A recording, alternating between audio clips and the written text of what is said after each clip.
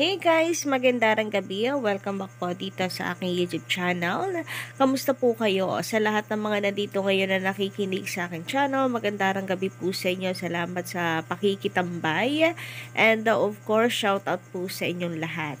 Ang mainit natin pag-uusapan para sa gabing ito ay pumapatungkol nga po dito sa mga dating statement ng Tito Sen na kung saan ay ginagamit po ngayon ng kabila para tawag dito, para ibaling sa TVJ ano man ang problem ngayon ng tahanang pinakamasaya or ng taping. So, alam naman nating lahat kung ano po ang latest issue na kung saan ay ipinupost na rin ng mga kapatid na pages ng GMA Network, mga Pet PH, ganon, ka-OG, patungkol ito sa utang ng Tape Inc., which is 800 million. Ang tanong po kasi na ibang lover cards is that umay na rin kaya ang GMA Network sa utang ng tape na hindi pa rin nababayaran until now. Kaya kinakalat na rin ang balitang ito. Pero bago po yan, narito po at merong mga nanlalait naman ngayon at nagmamaliit sa TVJ at sa Itbulaga na mga panatiko ng kabila dahil sa patuloy na pagtaas ng It's Showtime. So ayan na naman mga panatiko. Panay tayo, congrats sa It's Showtime bilang fans ng mga legit noon time show. Mas pabor kasi sa atin ang mga legit shows kaysa po sa mga fake shows, diba? Pero, tila, itong kabila naman, mga panatiko ng kabila rather, ay porke namamayagpag ang kabila ngayon sa ratings, minamaliit naman nila ang Itbulaga na siyang tinitingala naman ng mga host ng Showtime. At the end of the day, nako po, kahit po kayo siguro ay magtinatumbling, yun ang katotohanan. Na ultimo sila Ann, sila Vi, sila Vong, sila Kim, tinitingala po ang TVJs at ang Itbulaga. Kasi sila naman po talaga ang sinusundang yapak ng Showtime bilang longest running noontime show ang Itbulaga. So, wala pa mang Showtime, nandyan na ang Itbulaga, kaya nandyan ang kanilang respeto at paggalang. At the same time, sabi nga ni Kim Chu ay bilang icon na sa industriya, talagang nandoon po yung kanilang paghanga. Anyway, wala na po tayong magagawa, ganyan talaga yung panatiko ng kabila, puro hilig po manggera. Tapos kapag tayo dedepensa, feeling pa-victim naman po ang mga ito. Samantala, narito naman po ang latest post ng TVJ sa kanila pong social media account na kung saan ipinapaalam nga po nila para po sa lahat ng mga performers or singer, songwriter, solo man or grupo na nais pong ipakita sa mundo ang kanilang galing.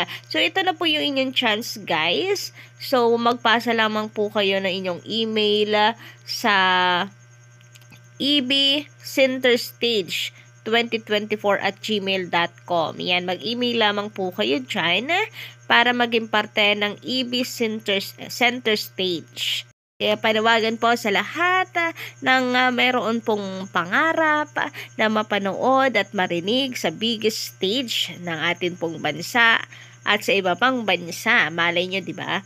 This is your chance. Sa mga aspiring singers and songwriters. Solo man po kayo or grupo, pwede po kayo sa EB Center Stage. Anyway, dahil nga sa ipinost po ng Pep PH ang tungkol sa 800 million na pagkakautang ng tahanang pinakamasaya ng Tape Inc. na GMA 7 na naipon daw po mula pa sa original Itbulaga, narito po ang mga reactions ng publiko. So sabi dito, it's the responsibility of the producer to pay what is due to GMA 7 for the suppliers. Why OG Itbulaga should be dragged on this mess? If producer were able to take action of this billing, there would be no problem at all and should be fixed accordingly. And nakataga po si Tito Sen and ang Itbulaga TVJ. So bakit daw kailangan pang i-drag nga naman ang pangalan ng original Itbulaga? At the end of the day, show ang Itbulaga, pero ang producer po ay ang Tape. So at the end of the day, ang Tape ang may pagkakautang. So kung wala na ang Itbulaga sa Tape Inc., problema na po yon ng Tape. Pero meron naman ditong nandadamay kay Tito Sen na nga po, na kung saan, si Tito Sen naman ang naglaglag daw mismo dahil siya naman ang nagsabi na ang Itbulaga daw, or sila ang nagpapatakbo ng Itbulaga. So, dapat TVJ ang magbayad. So, ano ba daw ang sagot ni Tito Sen? Di ba he always says, sila nagpapatakbo ng Itbulaga. So, what does that mean? O di ba parang ang kitid lang naman ng utak. Magkaiba naman po yung pagpapatakbo sa production doon sa mga segments sa kanilang show sa pagpapatakbo ng financial problems. So, ang sinasabi ni Tito Sen sa pagkakaalam ko at pagkakaunawa ko ay operation sa production. Yun yung handle nila, yun yung hawak nila, yun yung pinapatakbo nila. Pero yung financial problems sa Tape Inc. yun, since sila yung producer, di ba? Bakit ganon? Bakit kailangan po na ipasa, kumbaga, sa TVJ? And, pa si Tito Sen? Isangka lang na siya pa ang nagpapahamak kina Boss Joey and Vic Soto dahil siya nagsabi na sila ang nagpapatakbo ng Itbulaga. Gayong mali naman yung interpretasyon at pagkakaunawa nyo doon sa sinabi ni Tito Sen. Anyway, sabi dito, di ba sinabi rin ni Tito Sen na may utang ang Tape sa GMA? Well, nakalimutan po siguro nila na sinabi yon ni Tito Sen. Oo, Tape ang may utang sa GMA. Kaso itong mga na defenders nila, pinipilit na isisi sa TVJ. Wala naman silang kinalaman dyan. Mga host lang sila at hindi sila in charge sa financing ng Tape. So, isa pang paglilinaw, no, they were referring sa production side. Meaning, yun yung doon sa operations ng Itbulaga. Like yung mga segments, etc. Pero yung financial problems ng kumpanya, it's the responsibility of Tape Inc. led by the Halosos family, not TVJ. As simple as that. Ay nako, ewan ko na lang po talaga pag ito, hindi pa talaga nila na-gets at hindi pa po naunawaan. Baka po sadyang hindi mahina or sadyang ayaw po pakinggan, ayaw paniwalaan, sadyang tinatakpan ng tenga kasi ang gusto po ay isisi sa TVJ ang pagkakautang na yon ng Tape Inc. Anyway, sabi po dito na ating mga commenters sa mga nagdaan nating update mula kay Angelica Shiba Jacob, magandang gabi, shoutout sa iyo. Good evening, Miss Gandares, are you? Yan po ang paboritong lantern. Mahal na araw. Lantern, mahal na araw. Dahil nakakaiyak mga drama nila. Shoutout ulit ako. God bless your family. Always ingat sa pagbibiyahe. Anyway, tungkol po dito sa Lenten Special, wag po kayo mag-alala dahil confirm naman na mayroon pong inihahanda ang TVJ. Si Tito Sen naman na po ang nag-confirm nito. So, mukhang magiging maganda at meron naman po tayong dapat na abangan.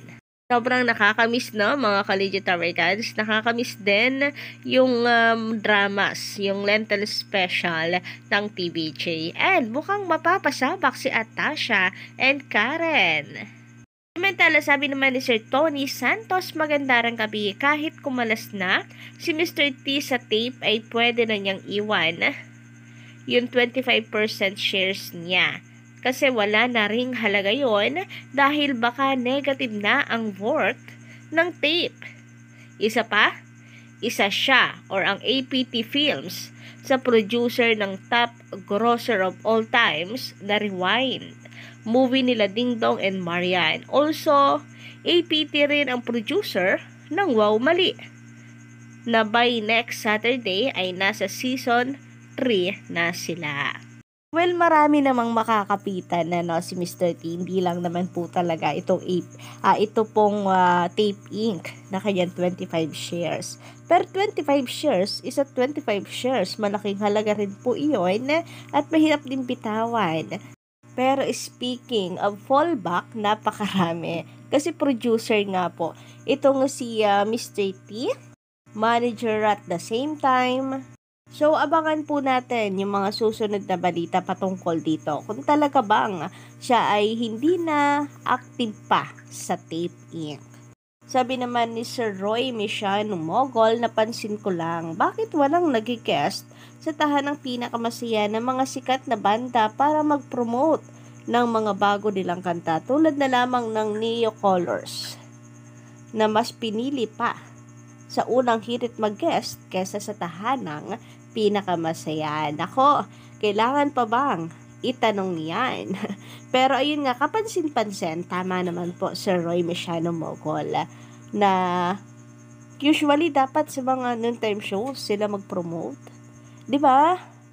Pero parang ultimo sila, ayaw pong tumapak sa tahanang pinakamasaya. Wala rin naman siguro, feeling din naman nila, wala rin namang mangyayari kung dun sila magpo-promote. Anyway, yun lang po guys ang ating update sa gabi ito. Don't forget to click the subscribe button and notification bell para po sa iba pang mga balita.